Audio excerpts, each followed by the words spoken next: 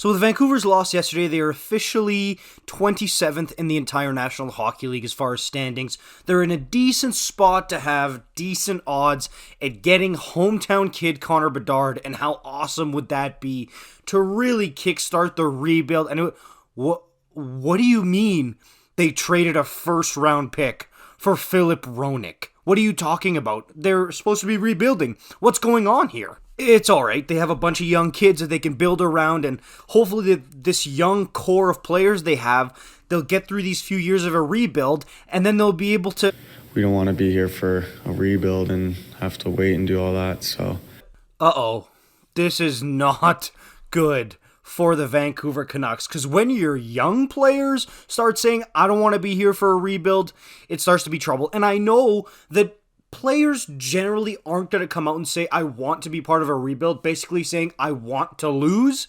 But there's a difference between saying, I hate losing, I don't want to lose, and we don't want to be here for a rebuild, right? Like, that's sending a message, like, completely. And maybe it makes a bit more sense now why the Canucks went out and traded that first-round pick for a defenseman that a rebuilding team has no business going out to get for a first-round pick. And if you would have asked me going forward, who are the two young players that you build around for the Vancouver Canucks, I would have said Elias Pettersson and Quinn Hughes. That's my big two. That's a ton of people's big two. I'm hearing more people lately saying just Pettersson, which, yes, generally you'd find one player to build around, but for me, I would love it if they have at least two. They have the pieces here. Like, Quinn Hughes is a young, mobile, shifty, extremely talented defenseman, and he's holding that defense core together with a roll of duct tape. Seriously, for Quinn Hughes. So, in my mind, he's an untouchable. That's what I would say. The two untouchables, it's Elias Pettersson and it's Quinn Hughes.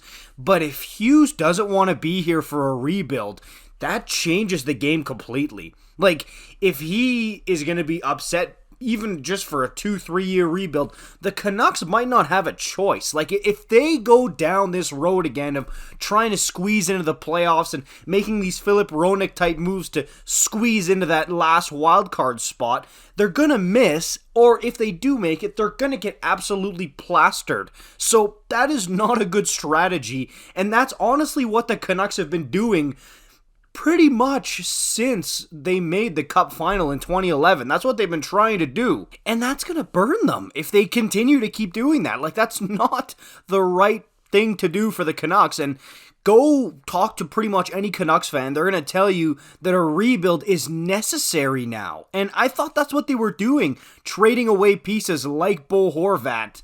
And rumor has it that, I don't know when you're watching this, if it's after the deadline or not, but Pittsburgh was apparently very close to acquiring JT Miller last night. So they're trying to dip their chips into two bowls at once here. And there's rumors about Demko being shopped, boeser being shopped. Literally, Luke Schenn got traded also. Like, they're trending towards a rebuild. Like, this is what rebuilding teams do. They're pretty much in the process of blowing it up right now.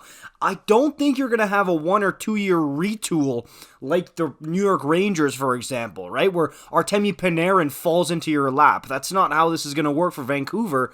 I think it's going to need to be a rebuild. So if you've got guys like Quinn Hughes who are not happy about that, then that's a huge issue on top of the other ones you already have. Because if they keep losing with a young team who's trying to learn the ropes and Quinn's not happy, you've got a big problem on your hands. Let me know what you guys think about this in the comments down below. Answer this question for me.